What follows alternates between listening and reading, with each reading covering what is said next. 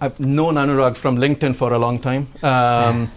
But we recently met here and we were chatting last week and we kind of figured maybe he got a job where I didn't get a job in 2007. So yeah, that was interesting. We kind of figured we've been to a similar interview at the same company and I got rejected. So yeah, he's the better SEO optimizer out here.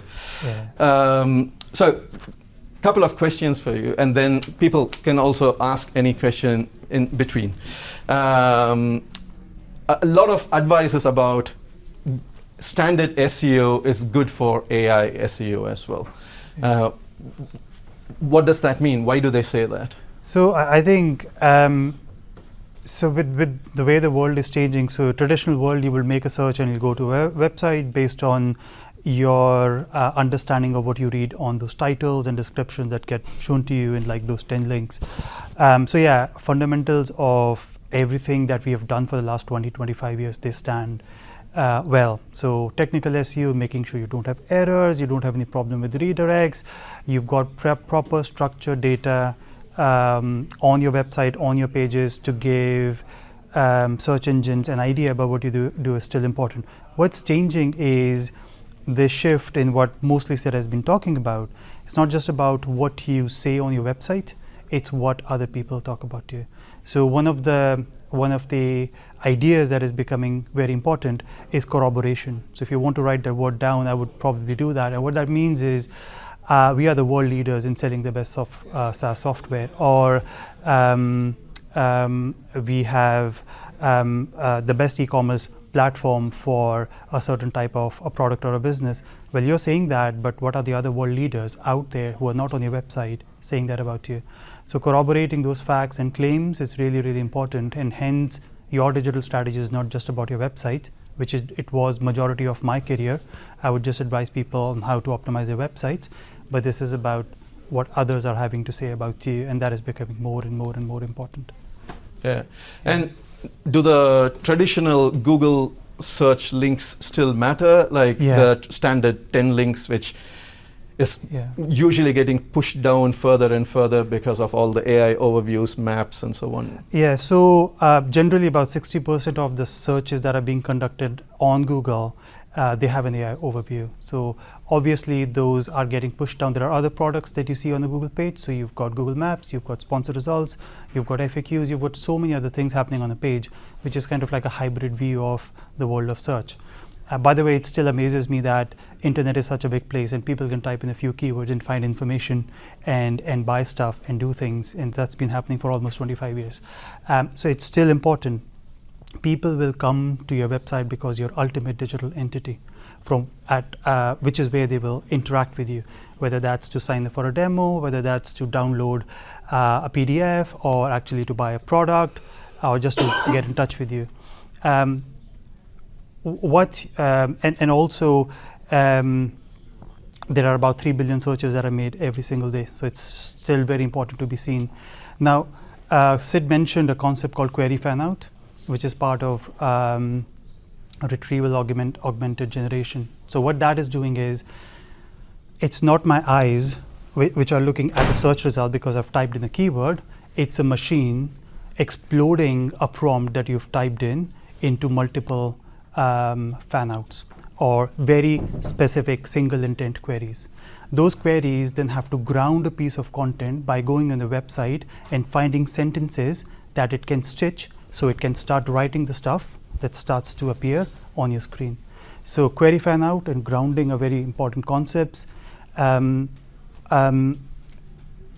have got training data, they don't have memory. So the memory exists with big search engines, whether that's knowledge graphs, whether that's vector databases, whether that's just document storage units. They are retrieving that information from there, making sense of it, and giving it out to you.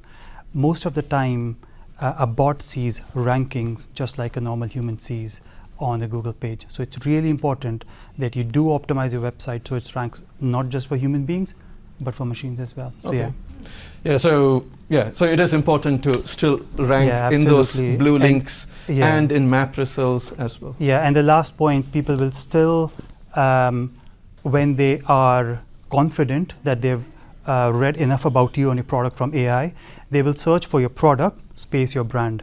So if you run a company called, if you're NatWest and you're convinced that I'm a first-time buyer who's got to get a mortgage from NatWest, I will be looking for agreement in principle NatWest or NatWest mortgages.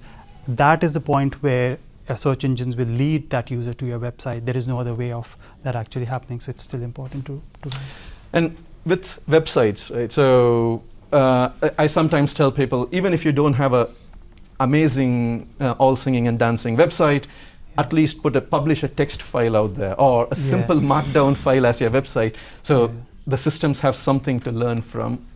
What do you? So yes and no. So markdown version is just a stripped down version of the content you will have on your website. So just like bare bones HTML. Won't have like functionality, JavaScript, all those things that actually confuse search engines. I wish the world was like that because we're moving to LLMs.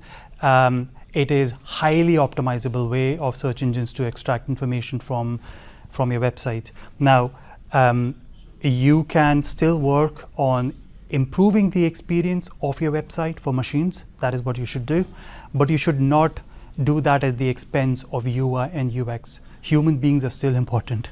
They would want to come on your website and be charmed and delighted and attracted by what that experience is all about.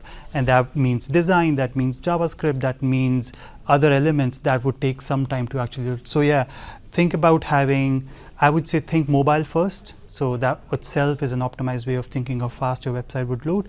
But make sure you've got schema, which is structured data on your content, and based on whatever type of businesses you're associated with, there are various types of schemas to help structure and highlight specific parts of your content to make it appealing to LLMs. And that is a very, very important thing, at least for now and for a couple of years before things change further. So would it be a case that if there's a non-technical business, or if they don't have all the control over their website, is that where an agency or an external freelancer can help them? I think so. That is completely dependent on like how much time you have. I think AI has made it easier for you to educate yourself in what you can potentially do. I still feel there is a need for agencies and consultancies. I mean, I'm starting a consultancy. I'm already speaking to some organizations, and there's just too much overwhelm and confusion about what they need to do. I mean, before there was SEO and paid media, and now there is AI on top of that, and that's kind of really put the marketing teams, to the journey teams, the stakeholder teams, and I'm just talking from a financial services perspective. If you're in SaaS business, if you're in big e-commerce business, or if you're a small accountancy business, you are still having to do a lot of things while you run the business. So yeah, I think it's a good idea to think about if that is something you can't do.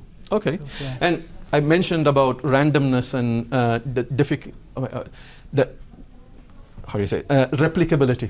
It's not always possible to get the same results and same answers and recommendations. So should businesses be disheartened and not focus on AI SEO? So I think there are two things. One, LLMs are probabilistic models, so they're just trying to guess the next word. And if you're not appearing, that is the second thing. It's a good thing.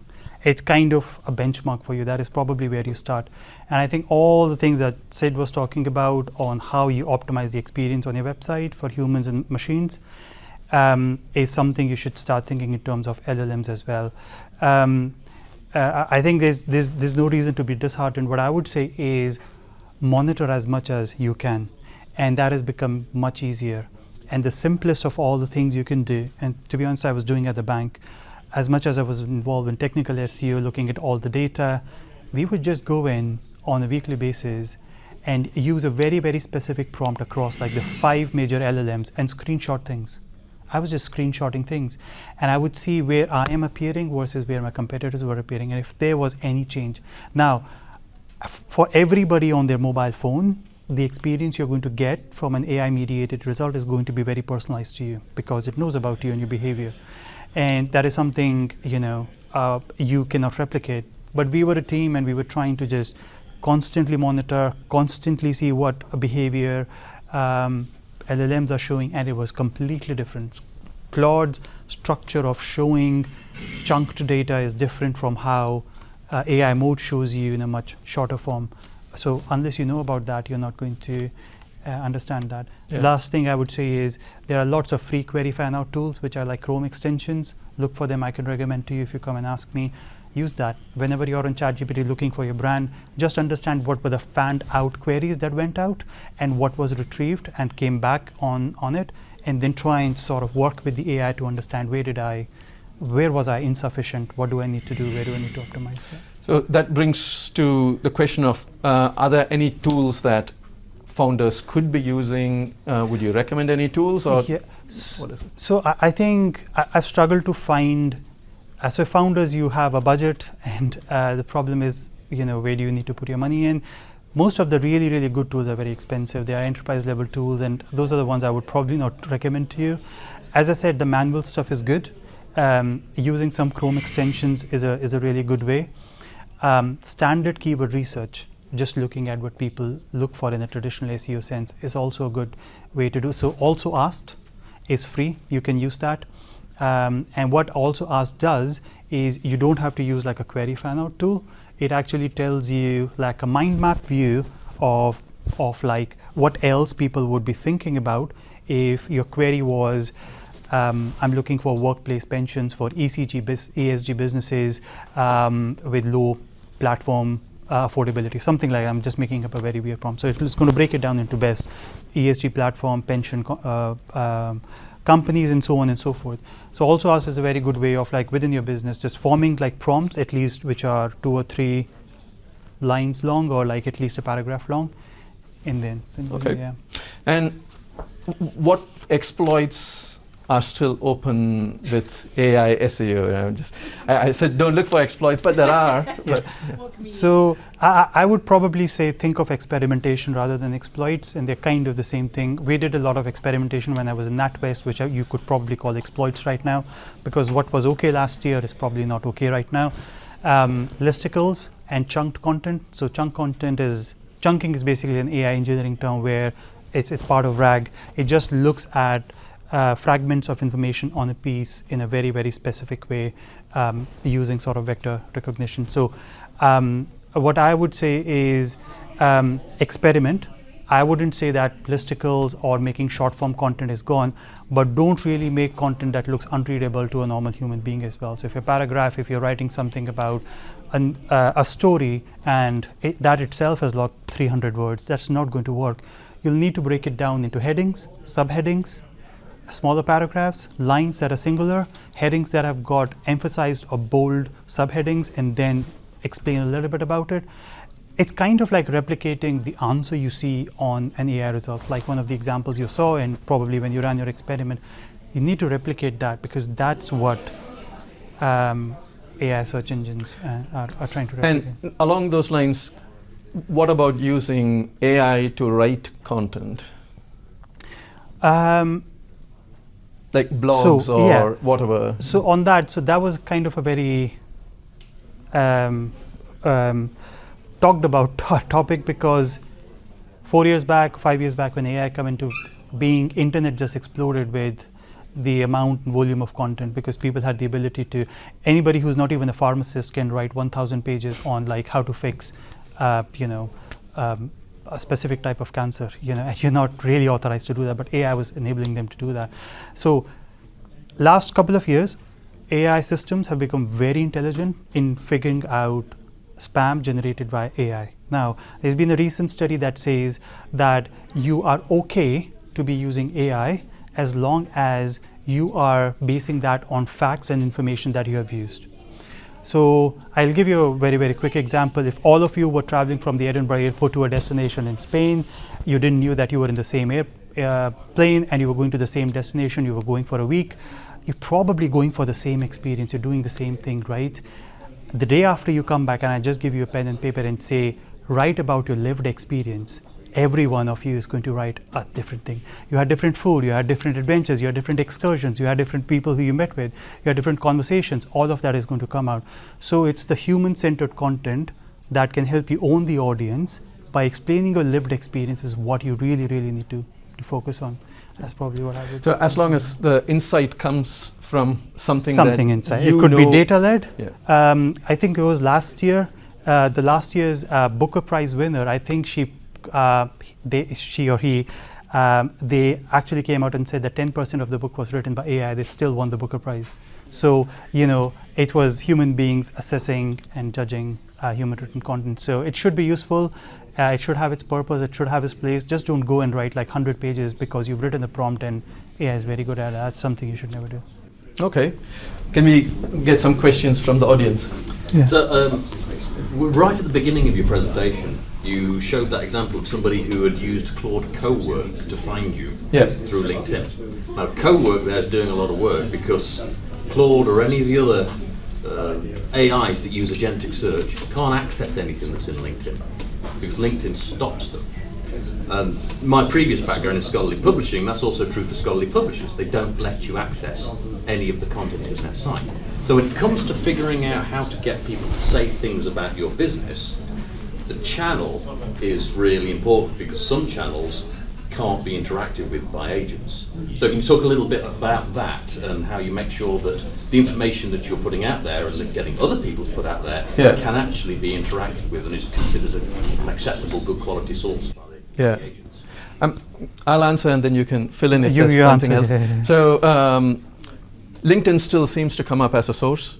I ran a couple of queries about my own business yesterday, and everything that was cited was other people mentioning about me on LinkedIn, like events that I'm speaking at or mentoring sessions that I'm running. So I don't know where they're getting that data from. Maybe not directly from LinkedIn, but maybe LinkedIn gets indexed in Google. It searches through DuckDuckGo. It often does it, and then it pulls in. Maybe.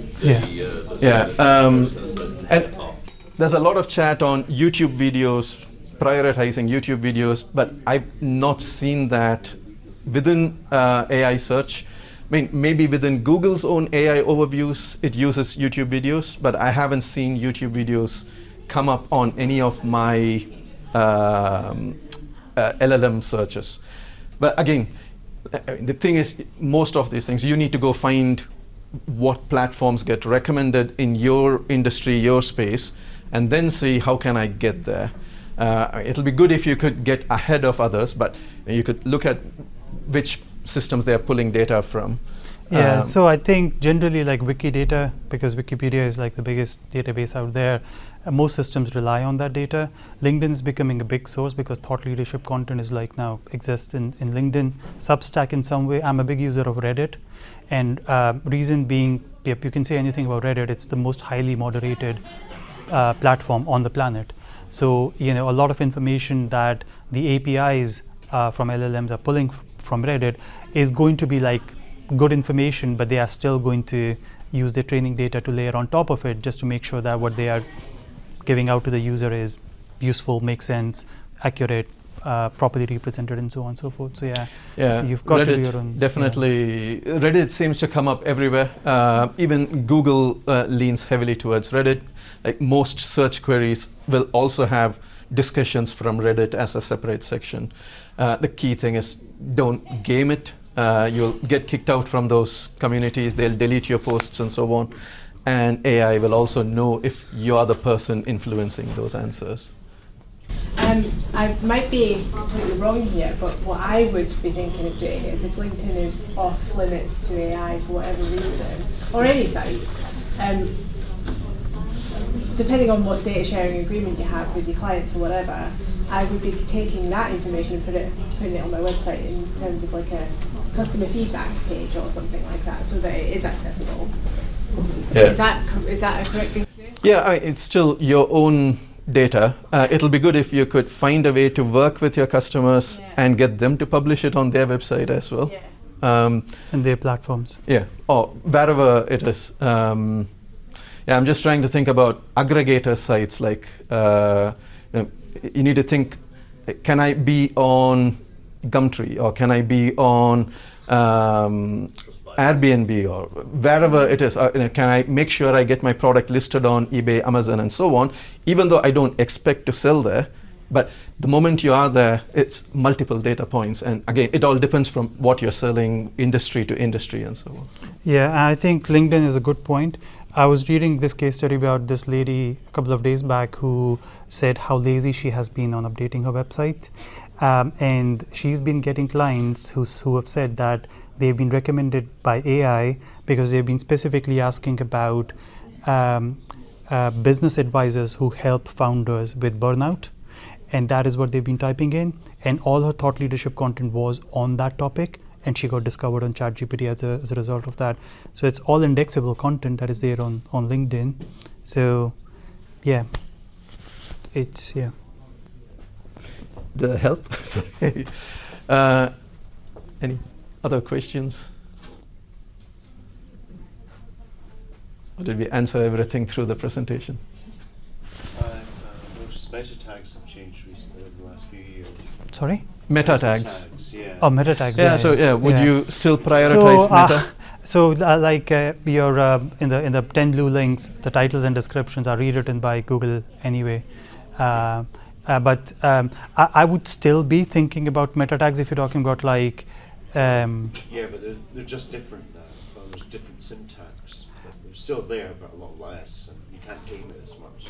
Yeah. Yeah, I don't. Pretty standard, just name Yeah, I it think. telephone number, basically. I think meta description might still be useful, but Yes. meta title, yes.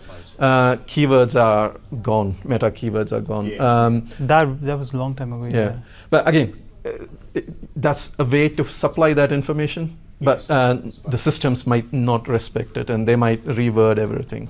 Yeah. Yeah. If you have got like hundreds of pages, to make sure they are all unique and you're not using the same keywords across, it's still important to map them to the topics and keep them entirely on what that subject or topic you're trying to explore. Still, in that sense, it's still important. Yeah. Did you? Yes, sir. I feel like this is probably an obvious question, but when it comes to citations rather than backlinks, is domain authority as relevant and as important as it was with backlinks? So, just to put a disclaimer here, nobody is an expert in AI SEO. It's a very new, evolving industry. But there's a lot of studies being done. Domain rating and ranking, as in domain age and so on, don't have as much as an impact when it comes to AI engines. It's the trust that's been built. So again, the citation pieces, if somebody was talking about, let's say, piracy at sea, and they specifically mentioned Palamon, or they brought you as a voice to say, Steve says this, Steve from Palamon says this, that is good enough. You don't need all those backlinks anymore. There's even studies to kind of go deeper into backlinks never mattered. The citations within the backlinks, like usually the anchor was what mattered. Again, all these are evolving things, but again, domain rating is not as important for LLMs as it is for the traditional Google search. But again, just keep in mind, you need to still get ranked in Google or whatever search engines for the LLMs to pull that data from. So if you're not on the top 20 at least, your chances are going to get slimmer. So you need it, but you don't. There are some very young businesses that get recommended in LLMs these days. I think it's the uniqueness of what the person is searching for, and is there relevant answers available. One thing I find quite interesting, so my industry is Slack Ample Jonathan.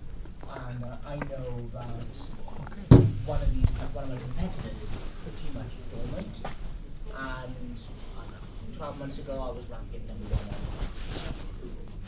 and now when you get the Google kind of AI overview and they give the little citation there, like I'm kind of like number 2, not number 3, and the dormant company I know that's not active, they're kind of at the top, so there must be some historical shit that's kind of still feeding that LLM. Yeah, it's worth reverse engineering the search to say, why are you recommending them?